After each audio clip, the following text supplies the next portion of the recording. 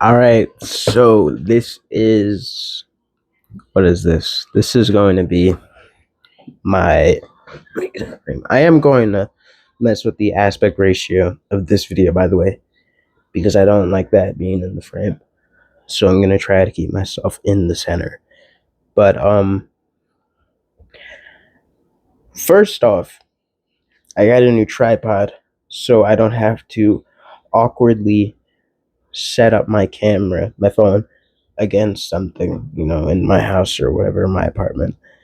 Um, Secondly, I don't think I'll be using this setup for long. If I do get the camera that I want for my birthday, then maybe I will, uh, depending on how the footage of that camera actually looks, I'll use that.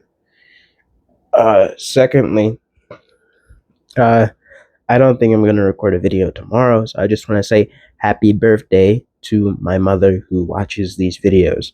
So happy birthday, Mom. I'm not gonna say your age on here, but happy birthday and all that. I'm sure we're gonna have lots of fun tomorrow. Um, so I watched two movies this weekend, and I'm recording this on Monday, the 29th of December. I watched two movies this weekend, and they were both movies I'd seen before.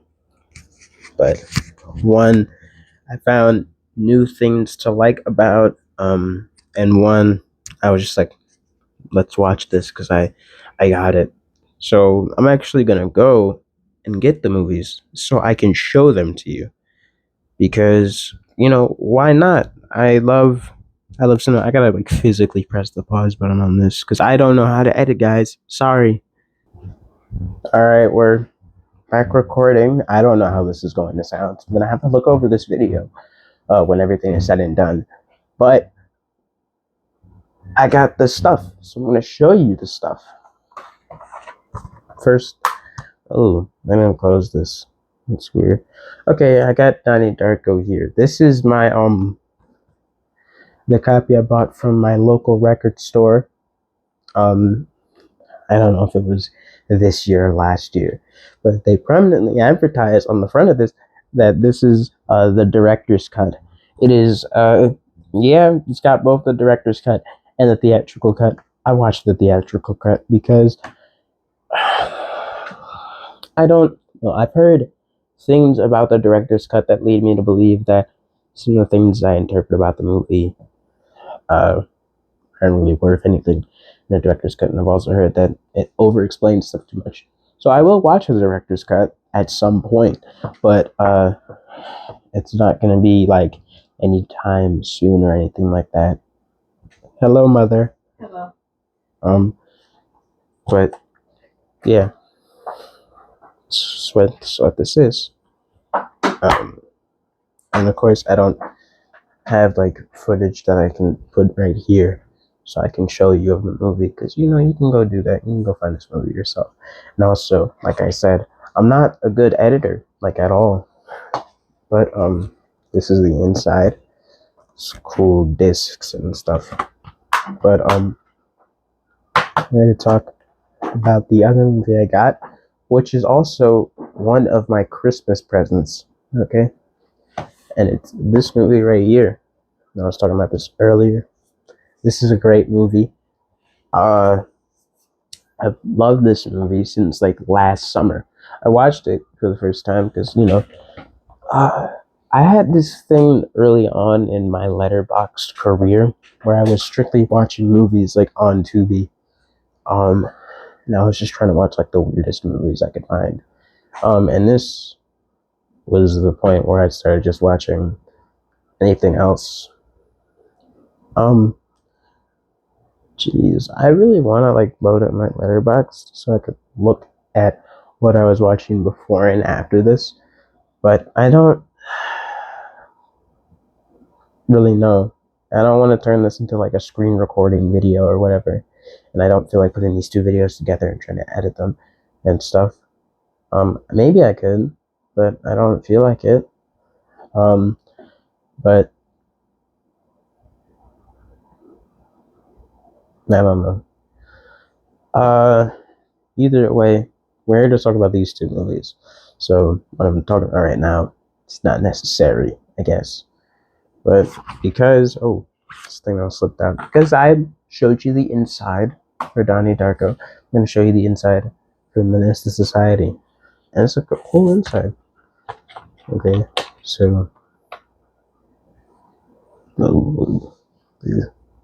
here's the disc. Right side up. And here's the interior of the case. It's cool. Feels all like big and stuff. These are some very nicely taken stills from the movie. Very stylized, very awesome. And here's the booklet. And that's not a booklet. It's more like insert, and you fold it out. And there's this picture of O-Dog about to shoot the Korean store owner. Oh yeah, let's talk about the opening. The opening to this movie is how you open a movie. So yeah, that's one of the greatest openings to a movie ever. It immediately establishes the tone of the film. And it's great filmmaking, but it's also really difficult to watch. And yeah, like the rest of the movie, it's just like every time I think about the movie and what it does, it just gets better and better and better. This movie's amazing. Um, here's the inside. There's a big ass essay that what's his name, Craig B. Lindsay wrote. Yeah. And now I gotta fold this back, but it's good to see the images on the back. There's some, I think they're like credits and stuff, more of that, and a cast list from the very end. I don't want to bend this up. It's a nice ass booklet, cast and credits. I just want to read the first paragraph of this. You can go search up this essay online and read it if you want to. But here it is. The Truth Hurts by Craig D. Lindsay. I fucked up his name.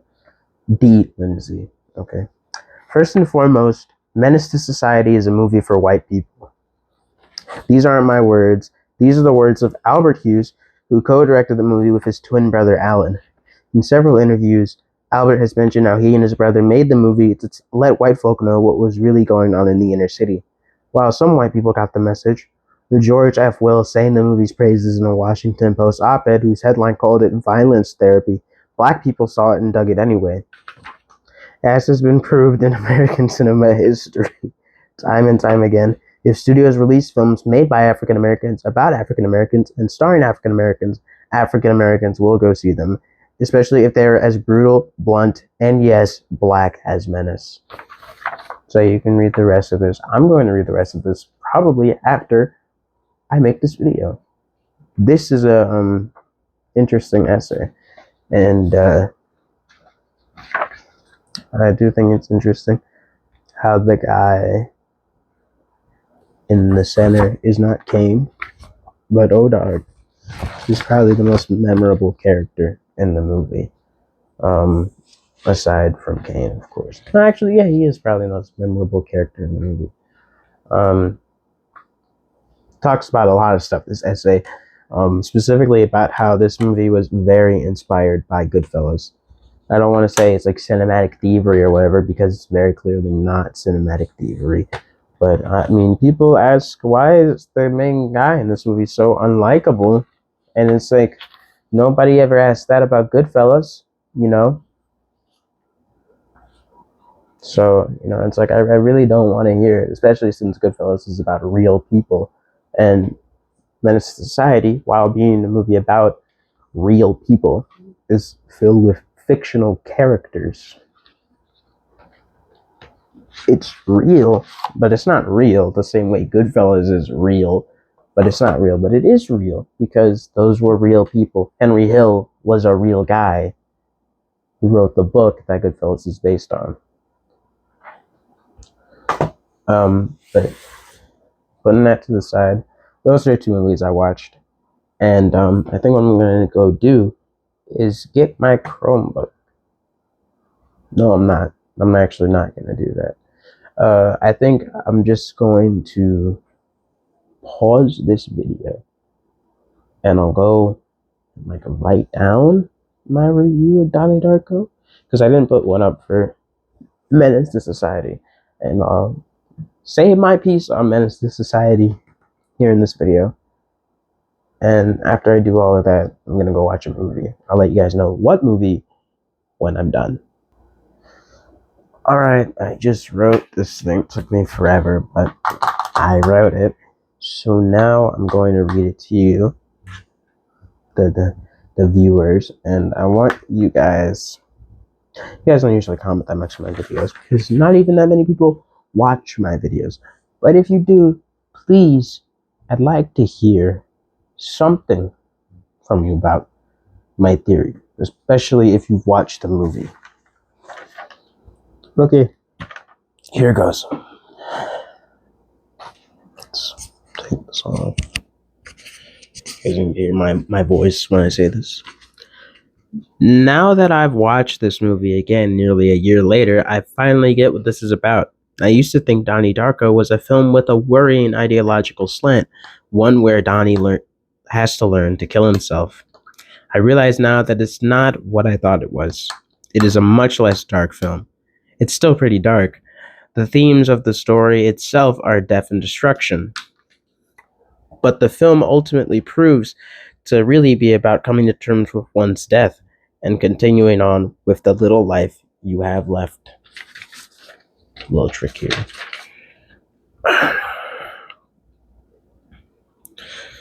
Okay.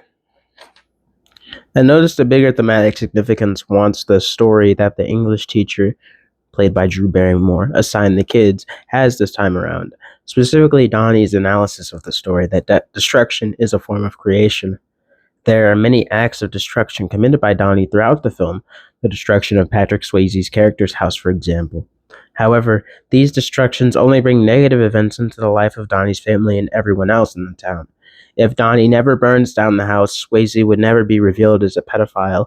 Mrs. Farmer would never leave to help defend Swayze, and his mother and younger sister, Jesus Christ, really uncomfortable for, would never be on the plane when the turbine falls off. The only destruction that really brings any positive change is the ultimate destruction of Donnie himself.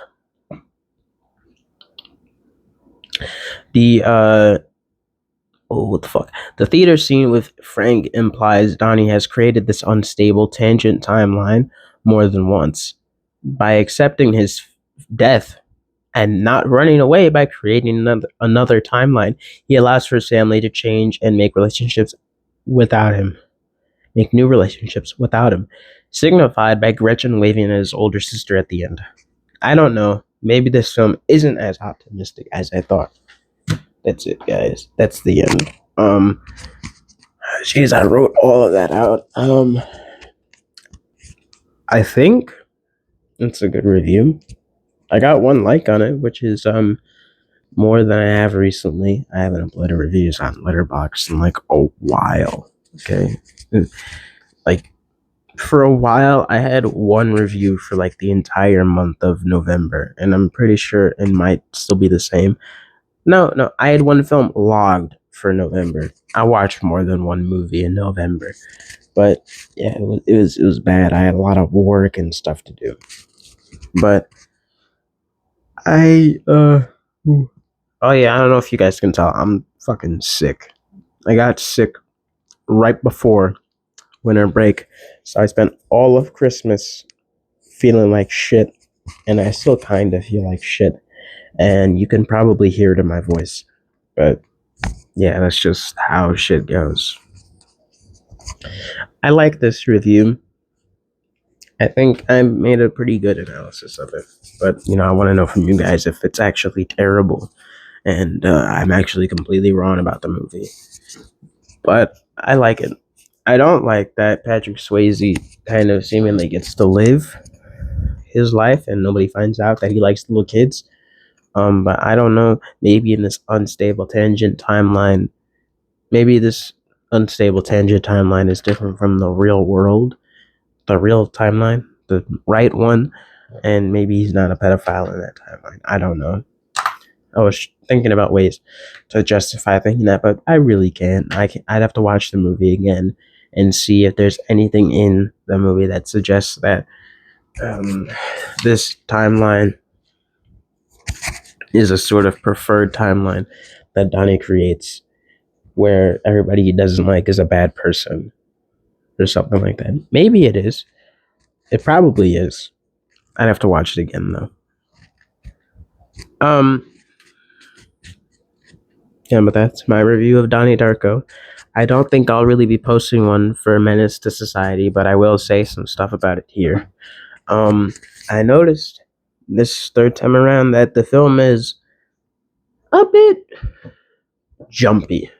You know, I feel like it kind of jumps around from place to place. Despite the fact that this movie had a budget of like $3.5 million, I feel like you can feel that they didn't have too much money to work with. You know, I know 3.5 million is a lot of money, and you can honestly feel that throughout the movie at certain points. But it's still a movie that's really very well made. I don't get the whole thing where people are like, "Oh, this is a great movie," and the fact that it's made by people who were directing for the first time makes it even better. It's like they weren't directing for the first time; they had made stuff before this, like stuff that looks like this movie before. They were music video directors before they were feature film directors, the Hughes brothers. And on one of the special features on this Criterion release is the music video that was directed by them for Brenda's Got a Baby by Tupac. And looking at the video, it very much had some of the trademarks of the Hughes brothers that you would see in this movie. Um, it's a great movie. What can I say? The acting is, great. The cinematography is just amazing at every turn. It really does feel like a music video movie, but like with the script to back it up. Unlike, Belly, Hype Williams is visually a visionary, but there's so much wrong with that movie to where it really only becomes a visual feast, and like anything else is like, holy shit, this fucking sucks. Um, but yeah, that's it, I guess. Movie wise, it's what I watched. I watched Donnie Darko on last Friday, and I watched Menace to Society yesterday, and it looks beautiful on this new transfer. So yeah, that's that. Uh, I'm going to watch Eyes Wide Shut today, and you know what? Well, why not? I'll go get the thing, and I'll show you what it looks like and everything. Uh, yeah, I'll do that. All right. Here's the last thing I'm gonna do. All right. Here's the last thing I'm gonna do. I am getting kind of tired of sitting here and recording this, so this next section is going to be very brief.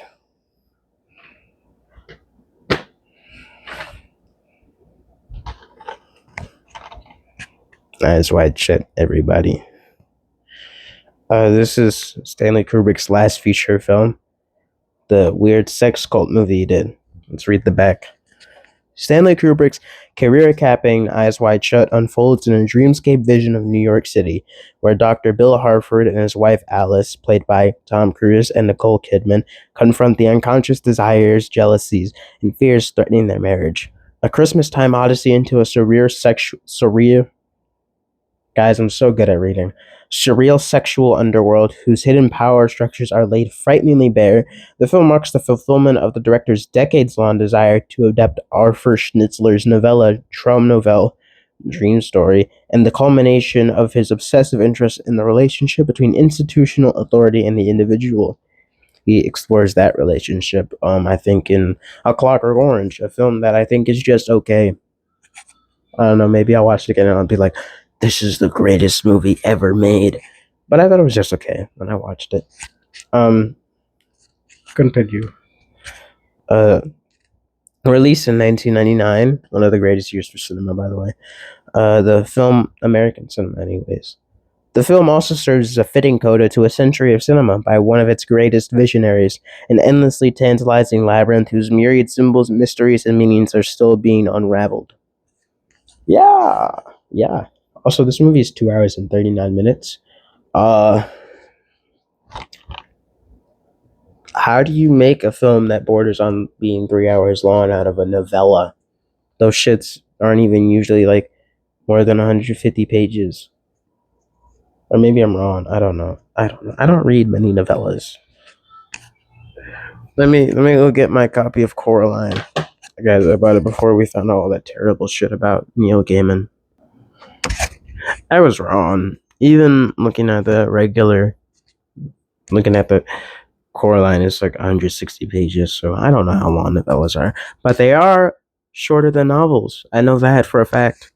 And this is film where its runtime and its girth and tonnage would make you think this is a film that was made off of a novel. Well, look at the inside.